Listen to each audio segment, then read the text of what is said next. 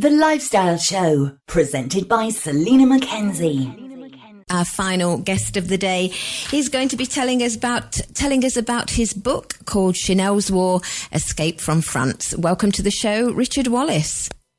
Bon après-midi. And the same to you. We last spoke in 2024 about your book, The King's Loot. Yes, we did. We did indeed. So what's Chanel, because we think of her as the fashion courtier, what's she got to do with France and World War II? Well, there's a lot of information about her that has been suppressed ever since she died in 1971. And what I've been doing, and this has actually been happening with me for the last 4 or 5 years, is I've been trying to solve 8 great mysteries about her time from 1940 to 1944, and then 1944 when she escaped from France after Paris was just liberated in August 1944. So what happened to her between 1944 and 1954 when she made her comeback? And can you tell us what you found out, or is that a book spoiler? That is a book spoiler, but I can tell you that what actually the 8 great mysteries were. Okay. And of course, you'll have to read the book. But mystery number 1 is she was picked up by the French forces of the interior in early September 1944, and she was just interrogated for 3 hours, and then she was suddenly released. Mm. So the first mystery is who got her released from, interrogation. Oh, could I just ask, could it have been Winston Churchill? Definitely not. Because I know they were close friends, weren't they? And this is one of the most, persistent myths that has been fueled partly by her, Chanel. But for the last 80 years, this is one of the great myths that has been constantly perpetuated. Mm. And the book puts forward my ranking of who actually got her out of, this interrogation. Okay. And mystery 2, who told her to leave Paris? Because then after she was, just released after 3 hours and she went back to her studio at Rue Cambon, someone mysteriously rang her and told her that she couldn't lose another minute. She had to get out of Paris. But again, there were some people who were put forward to have, actually made that phone call. Ridiculous people, actually. So I put forward some, a name for that. Mystery 3, why did she head to Switzerland? Mm. If she had all these English friends, why didn't she go to England? Well, again, the book tells you why. Mystery 4, how did she get out of Paris? Now, this and Mystery 5 are probably the most intriguing mysteries of the whole book, because, Paris at that time was in chaos. Not only was it in chaos, but it was virtually impossible to leave. One, because there was no petrol available to people. And, secondly, there were no fast cars to actually get out of Paris. So Mystery 5 was who actually got her out of Paris, during this time, because they would have needed 4 important things: a reliable vehicle, car. They would have needed petrol. They would have needed both sets of papers, French and German papers, because don't forget, in September 1944, there was still a war going on outside of Paris, being, just vigorously fought to the death. And she would need money, and then probably second only to money in her world was drugs. Oh. And she needed all of those things. Oh. Mystery 6, why did she resist returning to France for 10 years? I've put forward some, evidence about that. Mystery 7, what actually happened during her 10-year exile? 10 years is a lot of time. to be doing that. I mean, she was in exile from the age of 61 to about 71. It was a long, long time, especially she'd been working since she was 13. So this was a big wrench. So what exactly happened to her during her 10-year exile? And if you go to the Chanel website and if you read all of the previous, biogs of her life, this is the black hole. This is the black hole in her life. And the final mystery is, why did she actually return to France in 1954? So that's what the book talks about and, suggests and offers some evidence. Yes, because she did. I was reading that she did actually go back to Paris, didn't she, when it was all over? And it seems a bit of a dangerous thing to do. Well, yes. So when she left Paris in September 1944, of course, the French wanted to bring to trial those people who they thought had, as collaborated with the Nazis. And she was indicted to appear before a French court to answer questions. And she stalled that indictment for about 2 years until about 1948, when she returned to Paris and she put on the performance of her life. And she was able to return to Geneva. And in between, there were a few trips. But I should say that between 1944 and 1954, Chanel lived in fear that French police were going to kidnap her and take her across the border back to France, because there was still an outstanding warrant for her return. And was that over after 10 years then?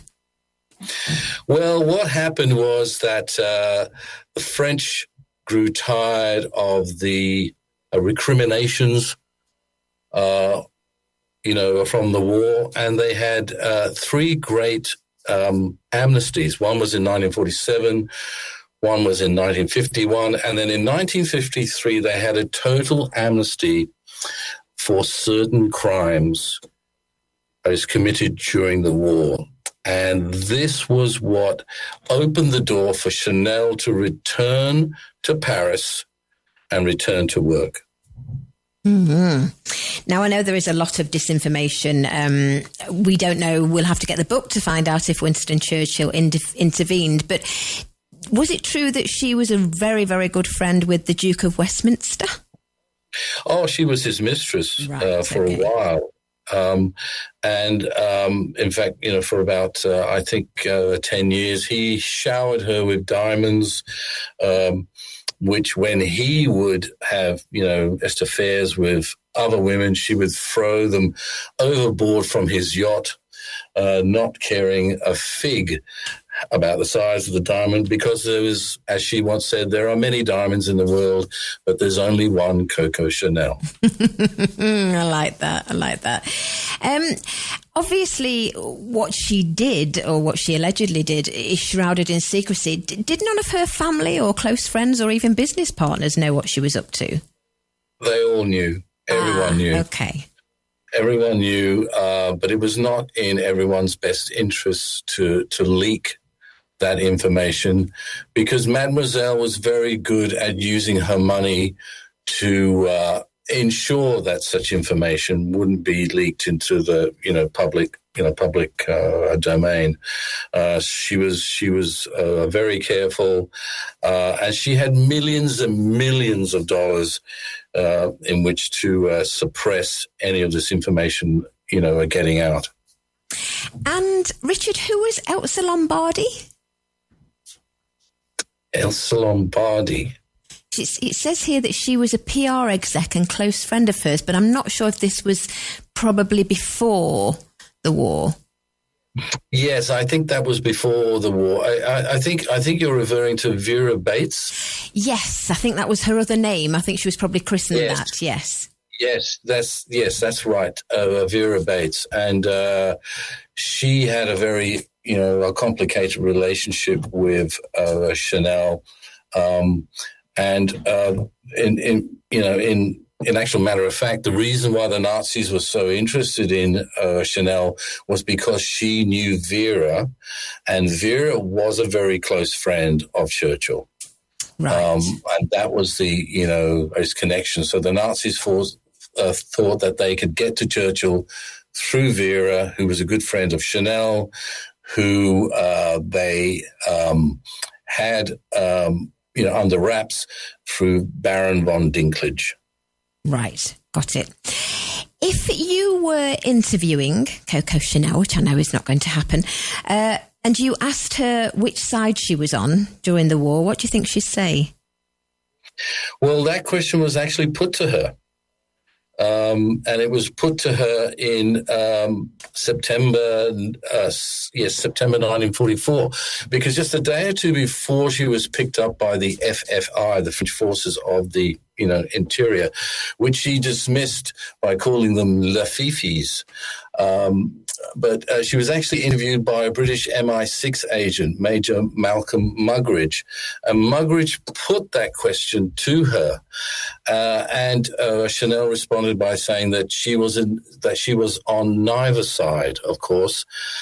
No one tells Coco Chanel what to do or think or say. She was on her own side, I guess. And absolutely. And if one were to ask me what are the 6 words that I would associate with her, number 1 would be, a survival. She came from less than zero. An orphan who was ditched at an orphanage at a very early age, whose parents were, itinerant. So she came from less than zero. The other word that I would use to describe her is money. Money ensured her, a survival. It ensured her independence, so money was crucial. Drugs.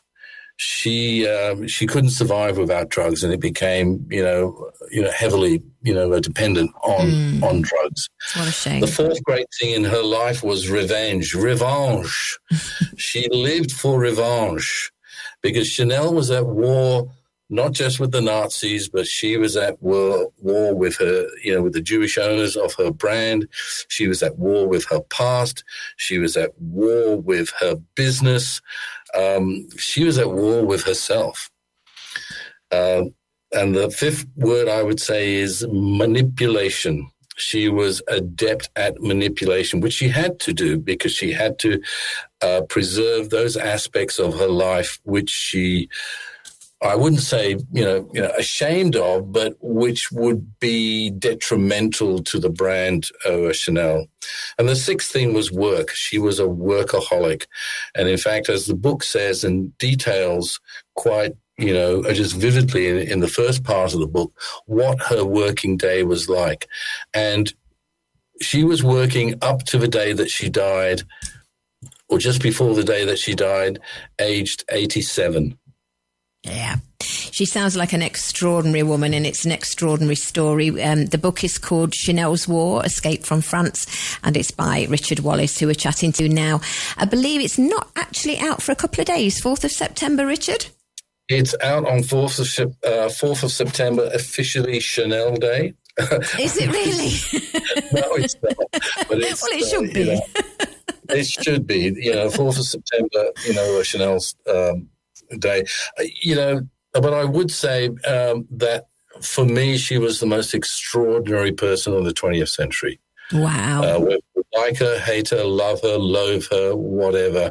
And there is a big difference between the brand Chanel and Chanel the person. And I hope that people will, just appreciate that, because when stories about her war activities first really broke in 2011, the Chanel organization really jumped on it. But I think times have moved on, and I think people need to be treated as, adults, and that they can,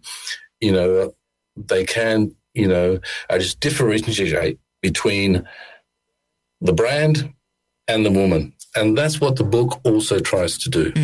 Did it affect the brand when it all came out?